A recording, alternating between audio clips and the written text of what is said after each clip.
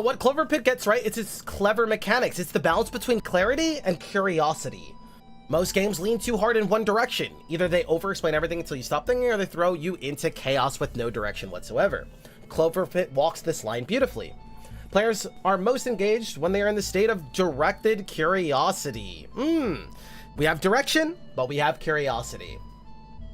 The game keeps leaning in instead of zoning out. It's not about giant open worlds or 100 different objectives. It's about clear purpose, played with just as much to hook them, just as much to keep them coming back, those curiosities. When you design with clarity, players feel safe to explore. When you design with curiosity, they feel driven to explore. That's the perfect loop. So we're gonna keep going here. As you go on and play this game, and then you finally get far enough, what happens is one of these curiosities gets figured out, and then you learn, hey, I get this key.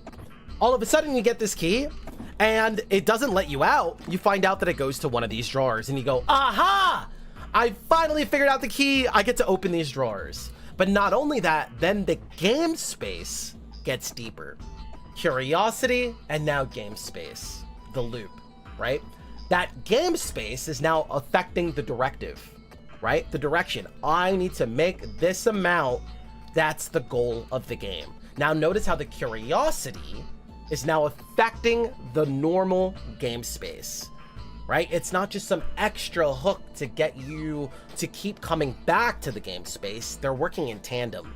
This is phenomenal, right? So then you come back and you have all this new space. Not only can you put all your artifacts here and make this build, you have an extra slot that you can work around, that you can pivot to. You can keep this extra item in case you find its synergy. You can use an item at a specific time, maybe, because maybe you only want to use it on the last round or the first round, or maybe you only want to use it when this other item is going on and that other item needs to charge. Who knows? You see all that space that now opened up. So then you start to open these, and you get more and more play space, right?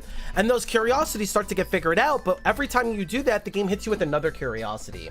Because everyone knows when you first open the drawers in this game, and you start to interact with that stuff, eventually you're going to discover the skeleton body, the corpses. This is another thing that I love about this game and why it's so ahead of the market. Any other game would go, hey, some other developer came up with a system that made them a lot of money. I'm just gonna copy them, right? And we copy like the Ascension system or hard mode +1 because that's what other games do. Let's just use their idea, right? So then we go like, oh, now it's hard mode +1 or Ascension 1. Get higher debt, right? What this game does is it uses a curiosity instead.